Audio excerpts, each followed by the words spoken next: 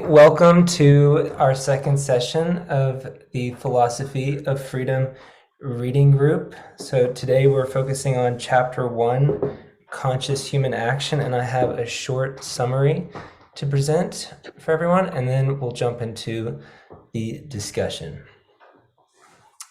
So, the major question of the chapter, and I guess you could say the whole book, is, are we free, and what is the nature of that freedom?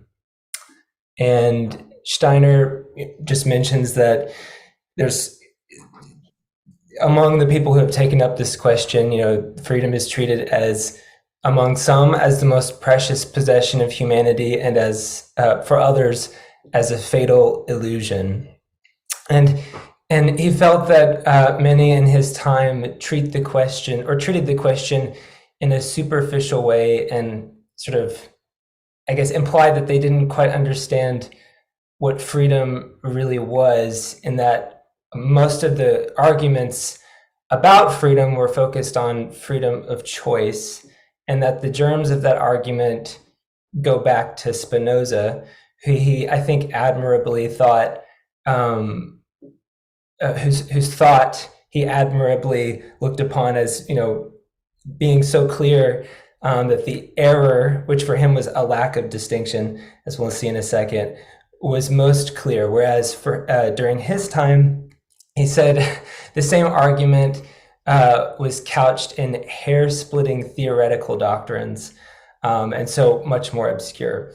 So then he takes a look at Spinoza's argument and shares a quotation from Spinoza. And again, as I mentioned, it boils down for Steiner, the error, to a lack of making important distinctions. And so for Spinoza, created things are all determined by external causes to exist and to act in a fixed and definite manner. And so he gives the example of a stone that is moving through some kind of external impact, and the stone, despite this hypothetical experience of the stone thinking that it is willing its own movement, it's really just unaware of the fact that it's being compelled by external sources, and that this is no different from what the human experience is. So for Steiner, that's the lack of distinction or lack of discrimination that he thinks is the error when it comes to arguments against freedom of this sort. So human beings are conscious of their desires, but ignorant of the causes by which they are determined. And so he gives the example of, someone who's drunk and says things that they regret later, or a child who wants milk.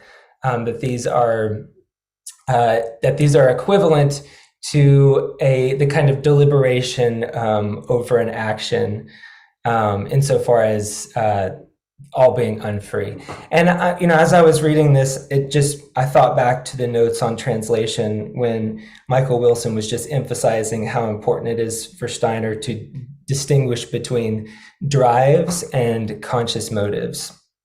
And so Steiner says, Spinoza and all who think like him overlook the fact that man, or the human being, not only is conscious of his or her action, but may also become conscious of the causes that guide him or her.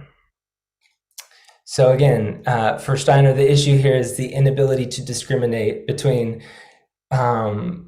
being compelled by the motivations or drives, that we're unconscious of, and this process of deliberating and choosing a motive for oneself. So he says, the opponents of freedom never ask themselves whether a motive of action which I recognize and see through is to be regarded as compulsory for me in the same sense as the organic process which causes the child to cry for milk. And then he goes on to mention Hartman, who brings a perspective of a kind of inner compulsion according to our character. So we may think that we're, adopting certain motives out of our own freedom, but really we're just compelled to choose these motives because they accord with our character that we are somehow just inborn with. And so this is a kind of inner compulsion. But for Steiner, he says, here again, the difference between motives which I allow to influence me only after I have permeated them with my consciousness and those which I follow without any clear knowledge of them is absolutely ignored. And then he asks, have we any right to consider the question of freedom of the will by itself at all? And if not, with what other question must it necessarily be connected? And so from there, more questions arise. Is there a difference? And this is connected with, what other question must be considered? Is there a difference between a conscious motive of action and an unconscious urge? And then what does it mean to have knowledge of the reasons for one's action? And for him, this is connected with a neglected question, which is the splitting of the knower and the doer. So for him, what's left out of account is the one who matters most, the knowing doer. But for him, and this is where I'm also reminded of Schiller, because he shared that quote in the first preface from Schiller, which was very characteristic of, I guess, what Schiller communicates in the letters on the aesthetic education of man or the human being, where there's this sort of harmonizing of the compulsion of the intellect, doing things according to abstract reason, and the sensual drives. And so for Steiner, freedom is, even though freedom is very much arises out of activity permeated with thought, it's not just obeying the dictates of abstract reason. And freedom is also not, for Steiner, and this is where he brings up Robert Hammerling, this quote by Hammerling, freedom is also not merely the freedom just to do as one's wanting compels one to do. And in this Hammerling quote, Hammerling was saying, talking about how you can't want what you will. So freedom's, really more a matter of being able to do as you will. But Steiner says here again, motives in general are only considered. So there's a lack of distinction between conscious motives and, motives that have no sort of conscious deliberation connected with them, or that don't arise out of that. And so for him, the question is not whether I can carry out a decision, for Steiner, not whether I can carry out a decision once made, but how the decision comes about within me. And so that makes me think of, this alternative title that was given, the philosophy of spiritual activity, because it's this potential for that kind of activity, which for Steiner is, connected with, are we free or are we not? And he goes on, thinking is that through which we reach the possibility of freedom, because without it, and this is him, it is impossible to form a concept of knowledge about anything. So motives that we permeate with our thinking, that we know about, rather than motives that are unconscious and are compelling us without our understanding why. And then he quotes Hegel, it is thinking that turns the soul, which the animal possesses, into spirit. And again, he emphasizes, I am very far from calling human in the highest sense only those actions that proceed from abstract judgment. But as soon as our conduct rises above the sphere of satisfaction of purely animal desires, our motives are always permeated by thoughts. And so again, I'm reminded here of Schiller and this sort of harmonizing process that is facilitated by thought, but also isn't just thought. And I just love the end of this chapter. I haven't read this book for a couple of years, and I've been exploring anthroposophy, in those years.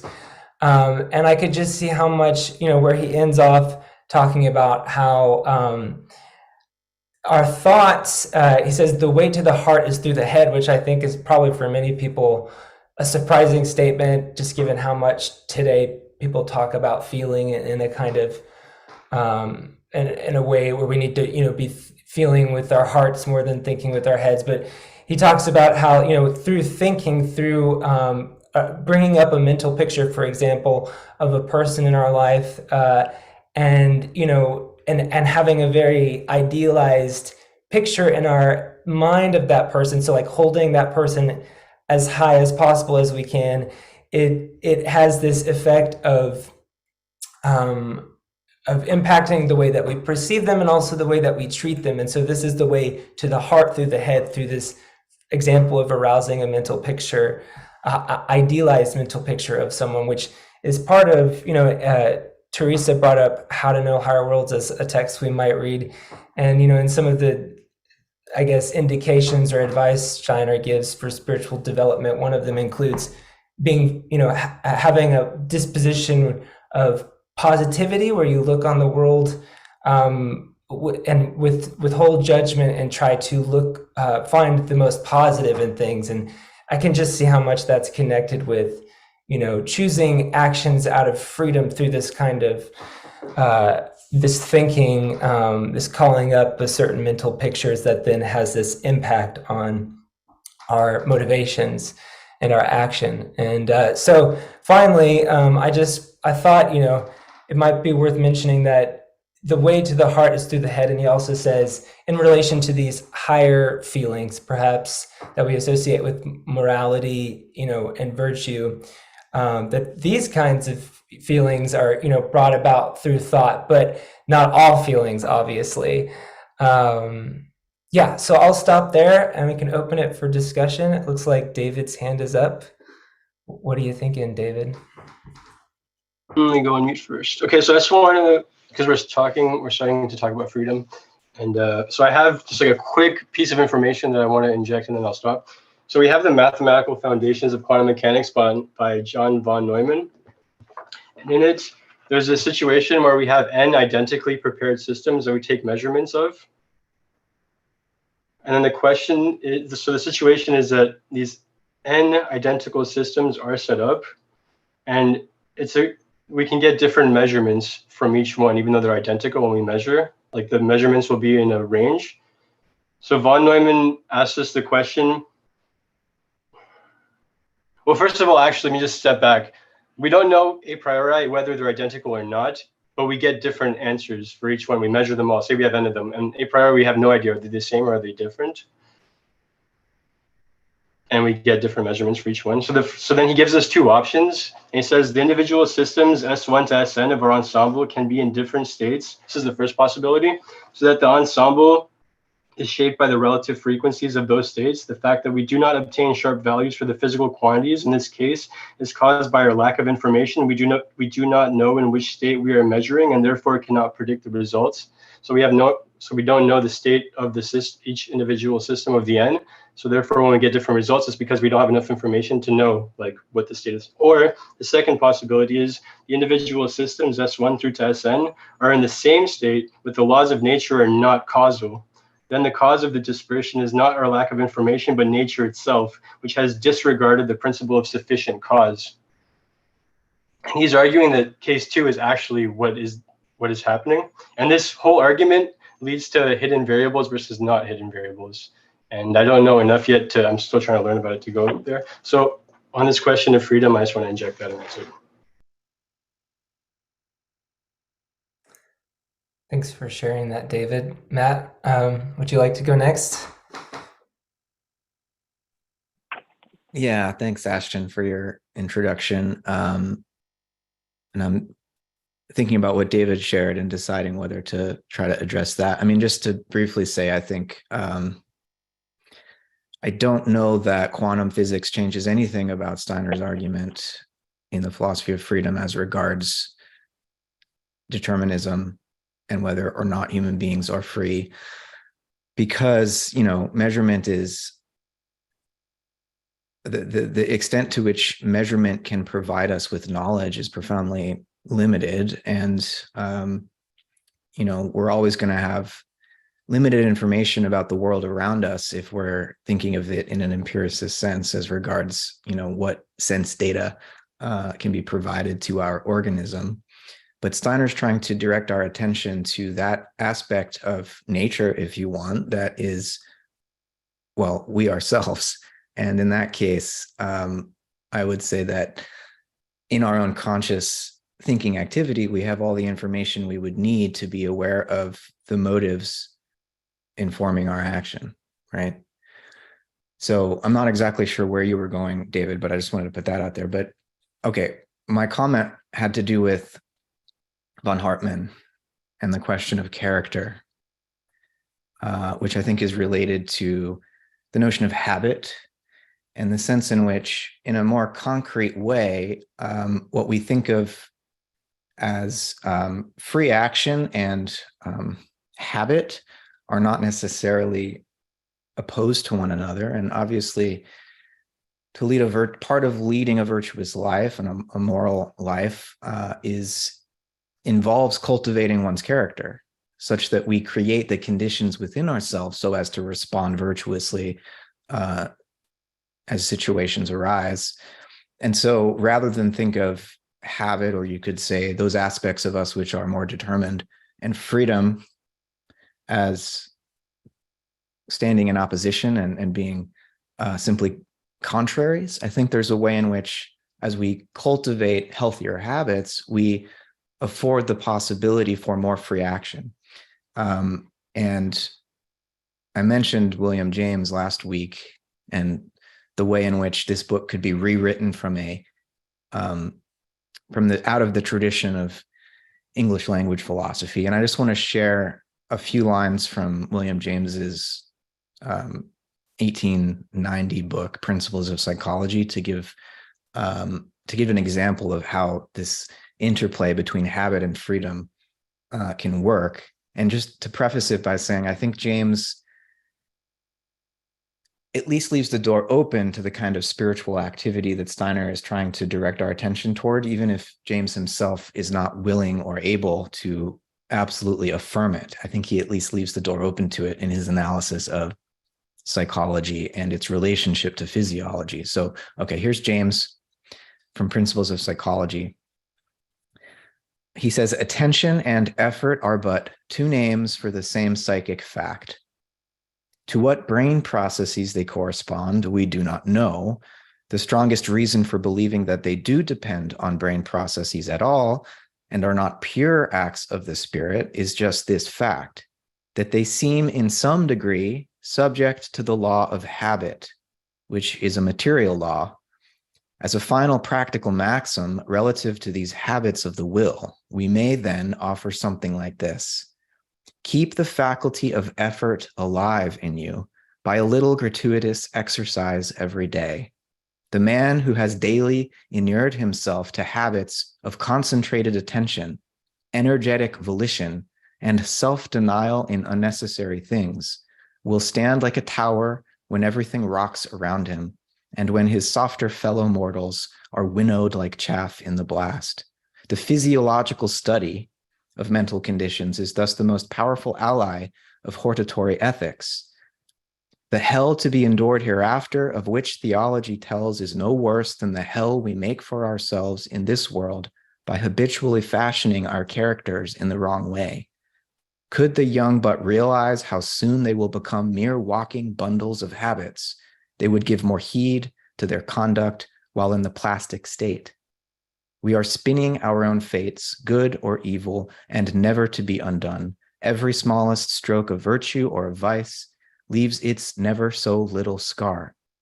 The drunken Rip Van Winkle in Jefferson's play, which I guess was popular in the 1890s, excuses himself for every fresh dereliction by saying, quote, I won't count this time.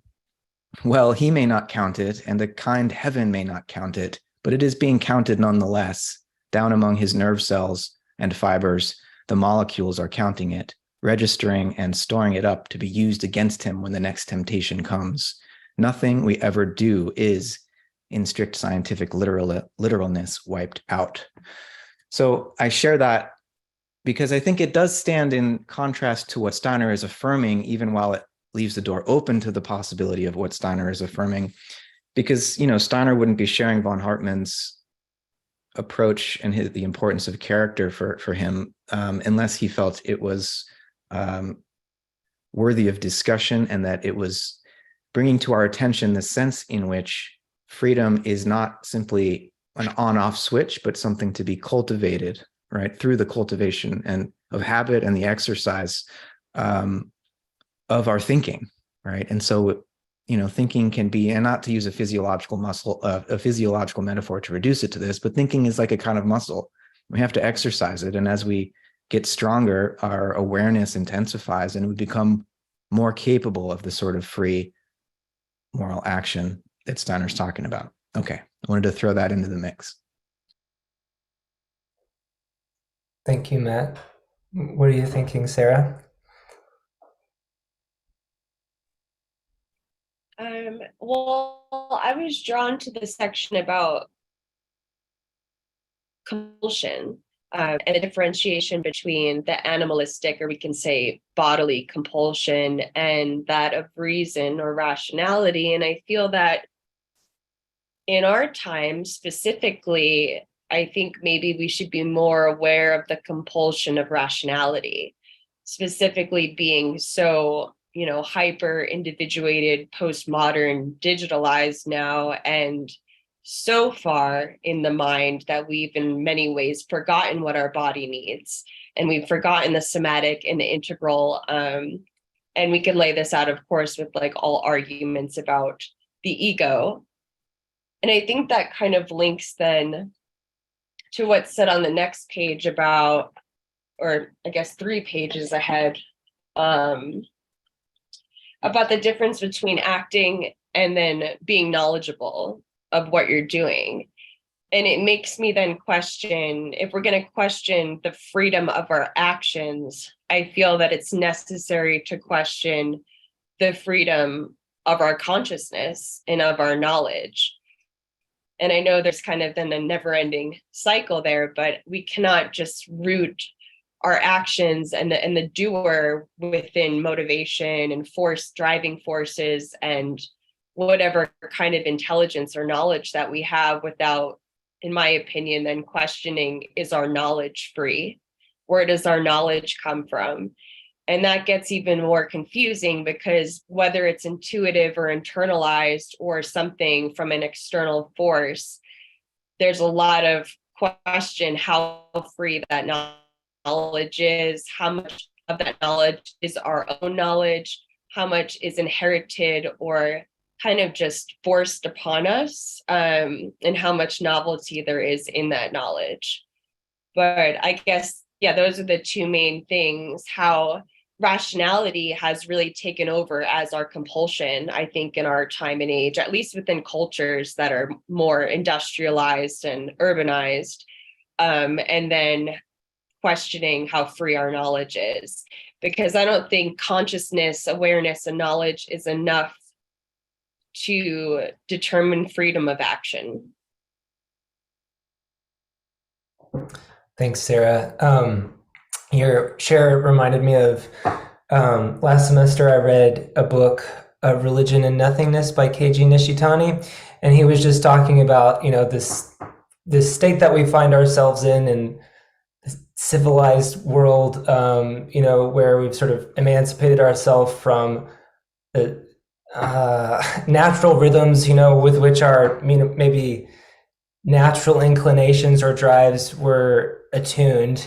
And, through this, as you were saying, this kind of, maybe we should be pay more heed to the fact that we're compelled more intellectually.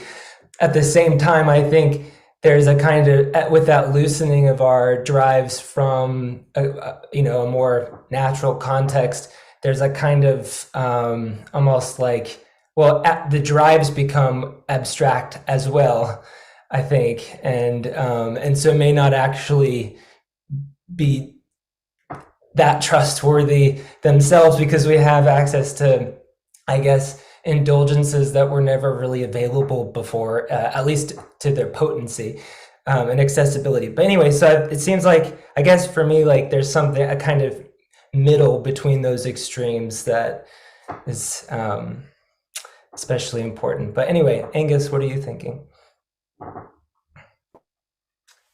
I'm thinking about David's comments about bringing in hidden variables to a conversation about freedom and thinking. I do think it's incumbent on somebody, if they're going to bring in an idea like that, to explain how they're connected to the text. It wasn't done, so I'm going to have an attempt. I think I'm going to do this in two parts. Hidden variables. This was the idea, amongst other things, that Einstein used to dismiss the idea of quantum mechanics. And he was proved wrong by John Bell in the experiments he did in the 1960s. But one way of describing what's going on there is it's inventing concepts that have no bearing on reality that then go and confuse the conversation. In a very similar way to which das Ding an sich, Kant's The Thing in Itself, is a construct of the mind which actually leads you away from connecting to reality. It's an artificial construct. And it's interesting in the sense that it's a challenge to overcome that mental construct, which is exactly what Steiner does in this book. He really shows how Kant's Ding an sich, it's an invention, it's a fiction. It's an appearance that doesn't have anything to do with reality. So in that sense, I think we can connect it to the book, but it's a little bit, you say in German, weit hergeholt, so a bit far-stretched. But when we get into the dualism, which is next chapter, we'll already begin to see sort of like how that plays out. I'll let other people in. There are lots of interesting things that I could say about the text itself, but I see there are various other hands up as well. Jakob or Jacob? Yes. Can you hear me? Yes. Just testing. Good.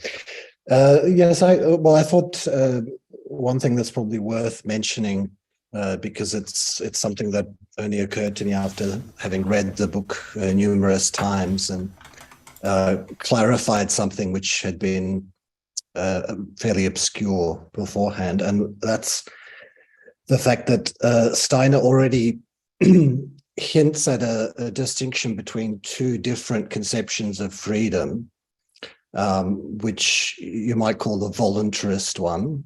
If people aren't familiar with the terminology, basically the idea that freedom is an act of a sort of completely uncaused, unmotivated will. That, a will that arises without any cause, either physical or intellectual, ideal. And on the other hand, in the quote from Spinoza, maybe it's questionable to what extent it corresponds to this older conception, but it's much closer to what people sometimes call an intellectualist conception of freedom. Especially in the sentence, I call a thing free which exists and acts from the pure necessity of its nature. Which, from the perspective of the voluntarist conception of freedom, that seems nonsense. How could something which acts from the necessity of its own nature be free? But this is, as I'm sure some of you are aware, it's a conception of freedom that would have been much more familiar to Aristotle or Plato or philosophers in the Middle Ages. And why I mentioned that that distinction is because I think as becomes clearer later on, although Steiner's emphasizing so much the freedom of the individual in relation to inherited moral systems, in relation to various drives, and even a certain sort of rational compulsion, he isn't also talking about a freedom that completely separates itself from any kind of normative background, because later on he'll say things like free individuals can't disagree fundamentally, or that the sort of sedimented laws and moral systems of the past were all the products of free individuals. So it's yes, I just thought I'd point to that, because I think it's what's really happening is that he develops in a very interesting way something that's in a way closer to an older pre-modern conception of freedom, while adding to it a certain sort of emphasis on individual activity that's new, but that at least for me, he nowhere is he actually really talking about freedom of choice. That's not really what he's interested in, or this kind of unmotivated willing. Yeah, that was. Do you pronounce your name Jacob? Jacob, yeah. Jacob. Yeah, thank you. I really appreciate that. I'm reading a dissertation by this man named Adrian Anderson about Steiner's work, especially like as sort of in the mystery dramas being an emblem of that, but he's just roots Steiner in Platonism, and then a kind of formal participation, which I heard in, you acknowledging, his stating that individuals would ultimately agree. And I think it reflects something like that, but also, as you mentioned, with a kind of creative element that's new that maybe we could especially associate with Romanticism. Anything more you'd like to? Just I don't know if people at the beginning of the group introduced themselves at all. Just to give you a very quick sense of my background, I've been reading Steiner since adolescence. My background's in philosophy, and I did my doctoral dissertation on Goethean science and Aristotle, specifically trying to. It's mostly a Goethean interpretation of Aristotle, but also partly the other way. So that's yeah. Awesome. Well, welcome. And if your dissertation is accessible, I'd love to read it. If you would mind. Yes, yeah, it is. I'll share it in the chat. Thanks. Cool. Thanks, Jacob. What are you thinking, Josh?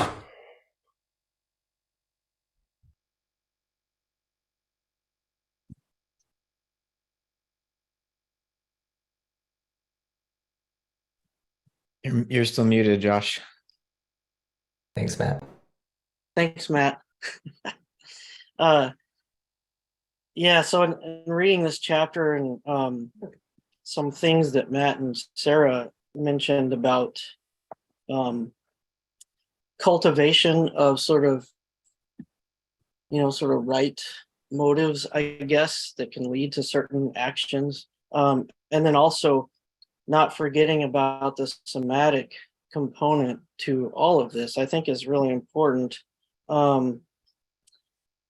Because it made me think about some special cases of certain neurological diseases where individuals who have certain lesions in a part of the brain called the ventral medial lateral prefrontal cortex, they can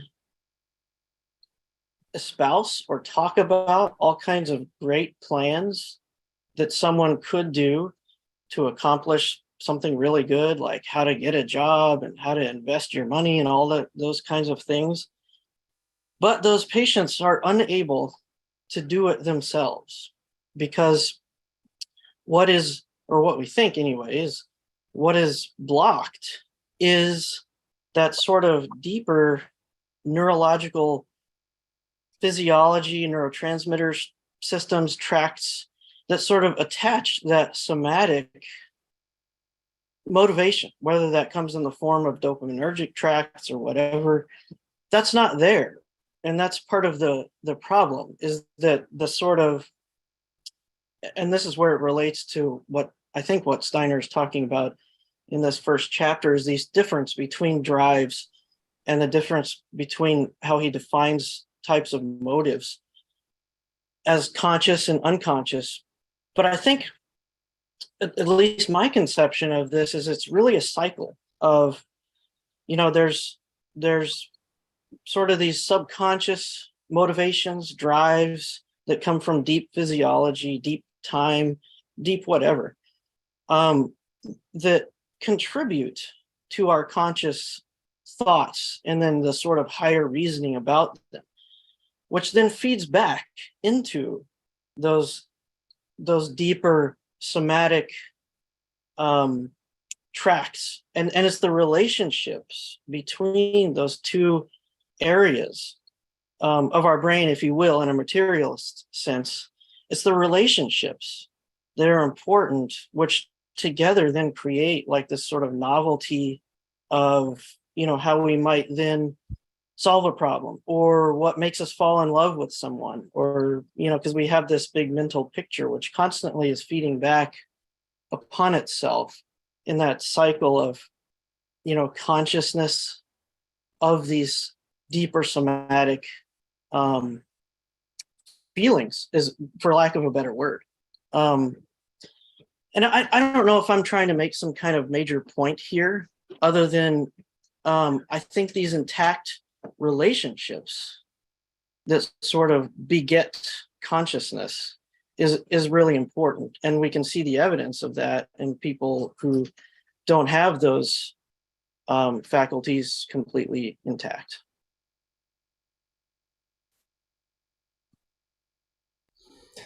Thanks, Josh. You're making me think of, oh, why am I blanking on his name?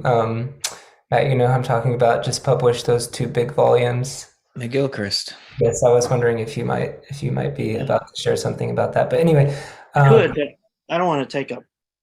It's a deep subject. Yes. Lorenzo, what are you thinking?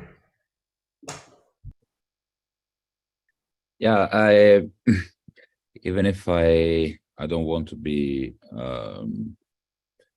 critical about Steiner as a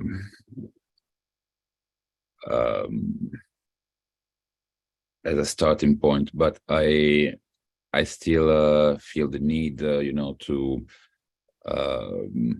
look for the problems he's trying to solve, and to see if in real life I actually see that it is possible to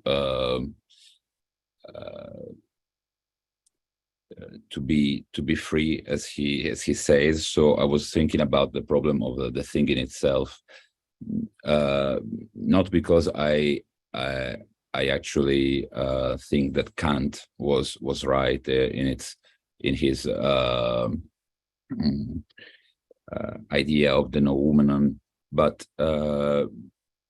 because I was thinking of the practice of psychoanalysis, because, you know, in psychoanalysis there is this problem that we have seen happen many times during the analysis, which is that the patient, let's say the analysand, actually finds out what his drives are. And I think this is much more important than taking for granted, you know, the brain or the body, because that is taking for granted a hierarchy between body and thought, which is part of the problem we are dealing here with. So I don't think we should look at the brain or the body as and taking for granted the fact that they have hierarchical priority over thought. But what I think is interesting about psychoanalysis is that we are staying inside the human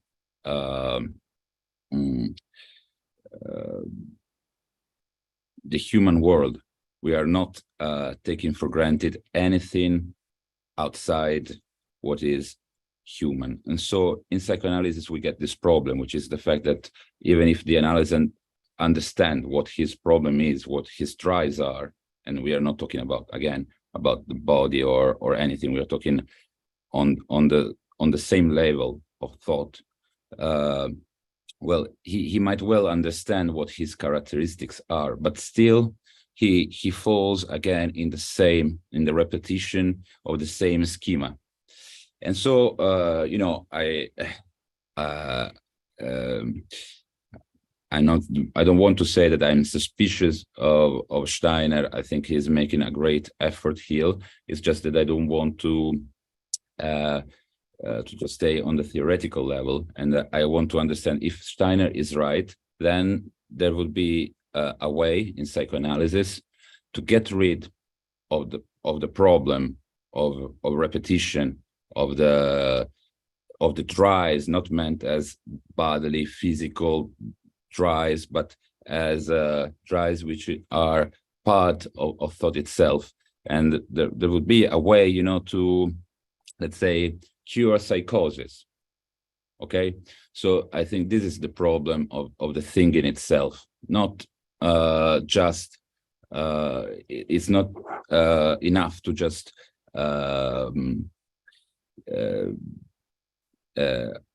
conceptually prove that Kant's reasoning is wrong here or there. We should have a practice that shows that we can change what is our mental habit. Thanks.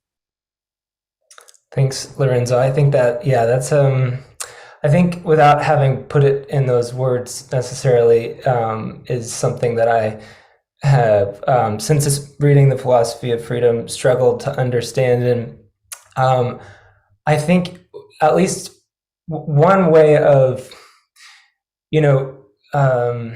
I guess, working with the drives, from my point of view now, I think is almost like maybe understanding them is helpful, but I think part of, I guess, going beyond them is also maybe to not focus too much on them after a certain point, and to introduce certain exercises maybe, or practices that begin to reshape character, kind of like Matt was saying. But anyway, I'll stop there. Matt, what are you thinking? Yeah, just picking up on what Lorenzo was sharing, though he was careful to distinguish, he's not talking about any kind of physiological determination, but rather just a psychoanalytic determination by the unconscious, let's say, of even when we do bring some degree of awareness to our drives, it doesn't necessarily allow us to avoid being driven by them, right? And so there's a further step required somewhere here, right? To turn a drive into a conscious motive for action, or to undo drives that are determining our actions, so that we can then engage in the conceptual, thoughtful creation of motives that would then allow us to act more freely. I take Steiner's point that not all human action is of the same kind.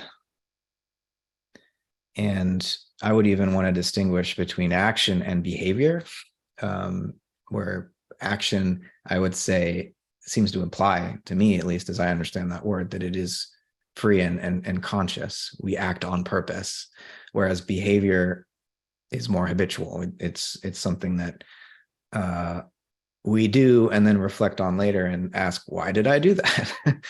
But that's just a definitional thing that I find helpful to distinguish. But I'm also thinking about, Josh, your point about, the role of physiology in all this, which is related to my first comment about character and the cultivation of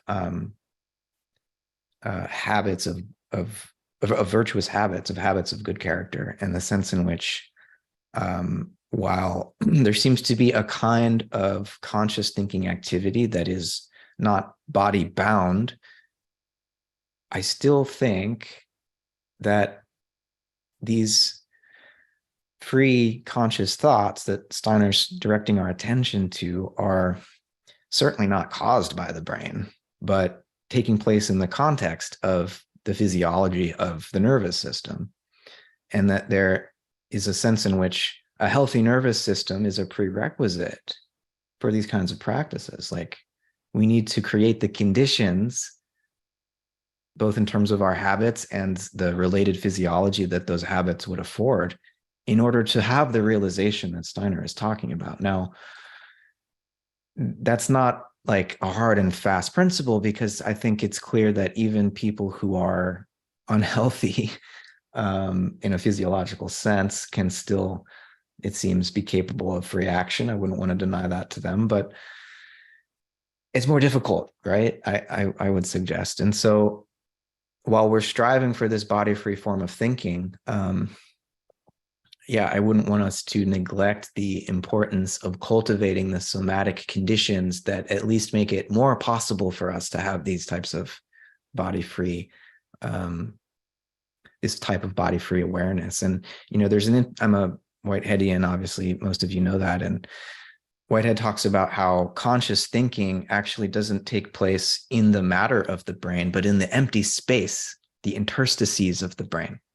And I think this way in which we can make of the brain a vessel for spiritual activity to enter is very much in alignment with what Steiner is suggesting. And it's at least a touch point for me in connecting a particular philosophy of nature coming out of process thought that allows me to understand how what Steiner is describing, body-free thinking, could be possible without being in contradiction to, a more or less scientific understanding of the natural world. And Steiner certainly wants us to have a picture of nature that would make free human action possible. So, I'm trying to connect some dots here for myself. Hopefully it's helpful for others to think through this relationship between consciousness and the body. Thank you, Matt. Welcome, Kate. What are you thinking? Hi, thank you. It's very nice to be here. I'm a bit nervous to hear my own voice out loud, but everyone was talking about the conversation started going towards psychology, which was interesting because that was the one thing that I wrote down from this chapter was about how, and I don't know much about, I'm not a psychologist, but I'm aware of the way people talk. And they talk a lot about how, I can't help this because of my trauma. I respond to life based on my trauma. My trauma keeps me trapped in these kind of repetitious behaviors, right? And that's interesting because it is kind of being conscious of your drive, conscious of your motive. I did this because I'm reacting the way that I want to react as a child. Some people feel that way, but it keeps you still trapped. So even though you're conscious, it's not the same thing as being I'm conscious of it. What did I write? But that is but at the same time, it is still a mental picture. Like it's not actually the event that is making me act that way.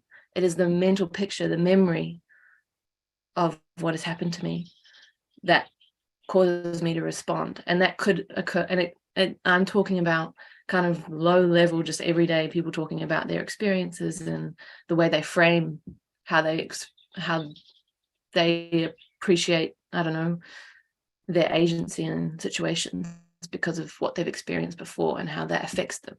But when I was reading this chapter, I was like, that is because it's a mental picture. It is still in your control. So on a kind of everyday level, this chapter is very insightful. And that's all I know how to say. But thank you.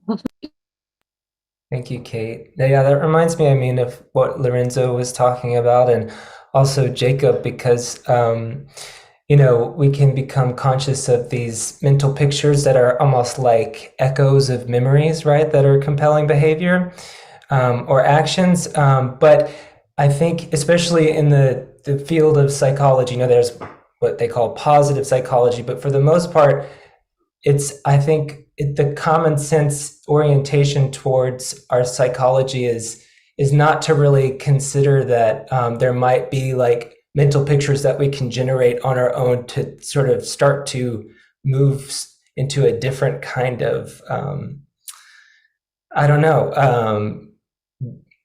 life, a different kind of character, I guess, where we're, not just stuck repeating behaviors with the awareness of why we're repeating them, but still repeating them. But anyway, so that brings that kind of creative participation element in. And what are you thinking, Jacob? You're muted. Sorry. This is connecting to a couple of points. One to do with the question of the unconscious and so on. And the other one, I think is very helpful, with this book to, if I had to sum it up, as succinctly as possible, I'd say that it's like an explication of St. Augustine's statement, love and do what you will, right? But there's a lot that's presupposed when you get, to get to that point. So why I mention that is I think Steiner isn't really talking about freedom the way people sometimes assume in philosophy as like sort of given, that's just there, that everybody shares in identically and so on. And I think as we'll see, later in the book, he's not even really talking about replacing conventional systems of morality and laws and things like that. For instance, at some point later on, he makes the comment that criminal activity, or what you might say conventionally immoral actions, are not really individual. You can't really act immorally as an individual. Insofar as you're acting in that way, you're really acting in a kind of relatively impersonal way. You're driven by, So the reason why I mention all that is because I think it helps in trying to really pin down what he's ultimately talking about, to realize that he's in a sense talking about the peak of moral development. He's not saying that we can replace conventional morality, concepts of duty and so on with just doing whatever we feel like, or acting on the basis of any sort of intuition that comes to us, which connects also to the point about habits. I think it's really more a matter of whether the perspective of law, of duty, is the ultimate one.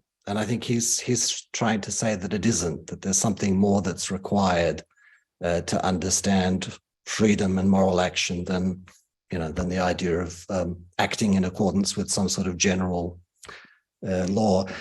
And the other thing was also in connection with the unconscious in a way. I think it's also useful.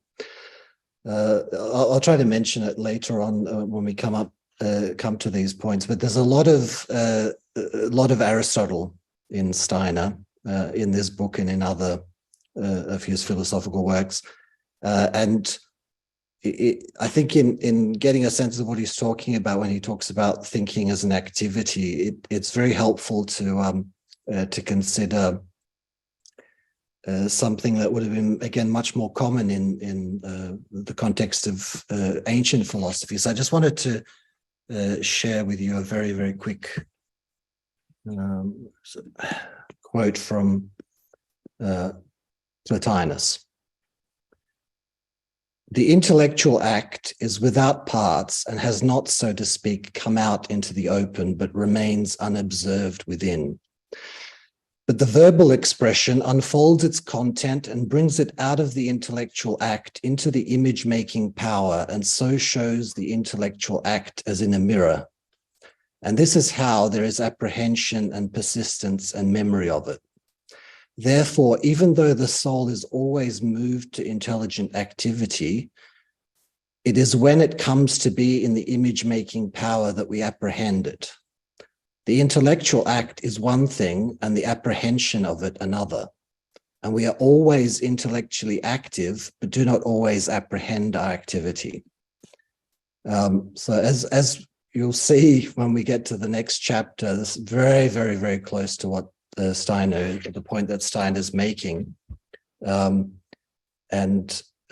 to end, I think it's very useful to have something like a concept you might call the superconscious, right? That in philosophers like Plotinus, like Aristotle, you have a concept of thinking as being more than just a a content of consciousness, right? Like a mental object that we can, but being an activity that's in some sense not conscious. We can't look at it as if it were a thing in the mind, but it's a different sort of unconsciousness than the modern concept of the unconscious. You could say super consciousness. Yeah, that was. Thank you, Jacob.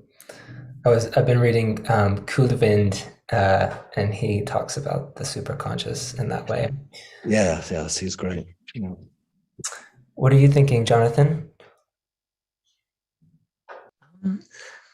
I would. I'd just like to sort of draw attention to something that we only heard very briefly, necessarily briefly, in your introduction, which I think is very important in this chapter. And what Jacob was speaking of speaks to that. And it's for Steiner, he says that Spinoza sets out clearly the problem of freedom.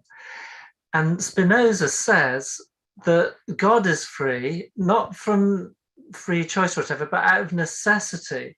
But it's because it's his necessity he's free. And I think this is an exceedingly important point, because Steiner disagrees with Spinoza, not on that point, but on the point that Spinoza says, and we're not like that. We are all made by God, and then necessarily, everything that determines us comes from outside ourselves. So I think that's going to give us a really important clue to where he's going. And, twinned with what we heard in the preface, that he's speaking about a region of the soul. So it's not so much, becoming conscious in the sense of I'm conscious of my motives and that's going to set me free. I think there's something, at least initially, a bit more mysterious going on, because maybe if we knew why we were doing the things that we don't want to do, then things would be different. And we have to be careful not to jump the gun, because Rudolf Steiner hasn't spoken yet about some of the things we're speaking about here. At the moment, he's just kind of setting the groundwork and saying, is it possible that being conscious makes us different? Because Spinoza says we're not conscious in the way God is. We're conscious of what we do, and somehow that consciousness allows us to take those as our actions. And he says, but we're not conscious of the causes. So Rudolf Steiner is sort of saying, so if we were conscious of the causes, would we then take them as our actions, even if they're necessary, even if there's no way out, like with God? So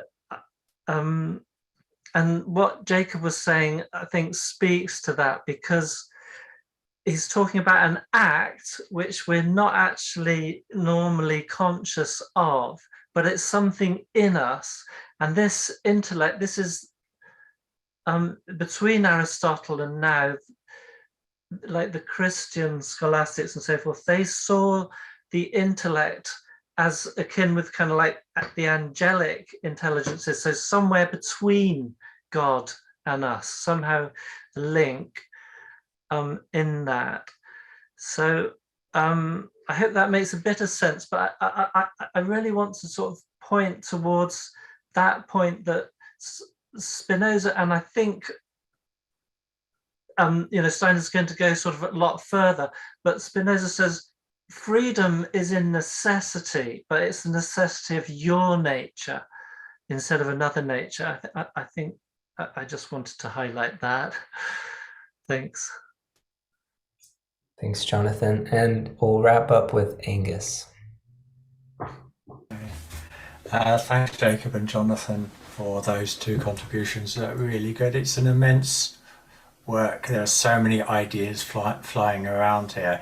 It's really nice to hear. So like have a little bit of patience. There's lots going on in this book. I'm going to I just want to go back to the preface, which is basically talking about what Jonathan was talking about, which will then hopefully lead to a beginning of an answer to Lorenzo's question. So in the preface that we read last week, he says, an attempt is made to prove that there is a view of nature of man's being which can support the rest of knowledge And further, that this view completely justifies the idea of free will, provided only that we have first discovered that region of the soul in which free will can unfold itself. And in Riddles of Philosophy, he said something similar. If the soul is to reach these sources, it must go beyond this ordinary consciousness. It must experience something in itself that ordinary consciousness cannot give it. So these are really important ideas to thread in there. But Steiner is, like in other works, gives some really concrete ideas, and Ashton has already referred to these as well. When he talks about the 6 exercises, which I'll very briefly outline here, because they are hugely important, because they are what's missing from what Lorenzo was saying. Because the first one is thought control, actually gaining control over your thoughts instead of a train running through your head with thoughts, and you can't get off it. The second one is the control of the will. So we have this, some people have this idea of free will, yes or no. So it's a binary option instead of it's something that we grow towards. As he said in the preface, what was it? Let's go back to it there. Only when we have first discovered that region of the soul can free will unfold itself. So the second exercise is control of the will. The third exercise is equanimity. These are all happening soul strengthening, inner activity strengthening activities. The fourth one is the one that Ashton mentioned, which was about positivity, the ability to find the positive even when the negative is very obvious. And the fifth one is open-mindedness, and how you actually take that upon yourself to train. A little bit like you might go to CBT, it's like cognitive behavioral therapy, to a therapist. They'll give you a plan of action. Steiner is also giving you a plan of action, and these five exercises, which then in the 6th exercise are to be harmonized, they're leading into this area of the soul, strengthened, so that conscious motive, let's say it's to, I don't know, give up smoking or whatever it is, that's like some vice or you want to get rid of, that you can actually follow through. Not only does the rationale stick, but actually you've strengthened your will so that you can tell those thoughts to not bother you anymore, instead of them enforcing their will. Really interesting question, Lorenzo. Thanks for bringing that up. Wait. And Angus, did you want to say something real quick, Lorenzo, before we finish? Yeah, I'll be quick. Yeah, I wanted to answer Angus. I understand your point, and I have to admit that I cannot talk conclusively about it, because I had not the deep practice of the exercises which is needed. But I think there is still a problem in, let's say, flattening all the will needed to control your thought in a certain moment, as opposed to the control over your desires and your schemas of behaving, which really make up your personality. I'm not saying that it's impossible to cure oneself. I'm just saying that I'm so sympathetic with Steiner enterprise here that I want to be very critical and, just not to be convinced by arguments, but I want to see the reality of what he is saying. Thanks. Thanks, Lorenzo. Okay, well, thanks everybody. We're going to have Jonathan summarizing chapter 2 next week, and we'll see you then. Thanks so much. Have a great week.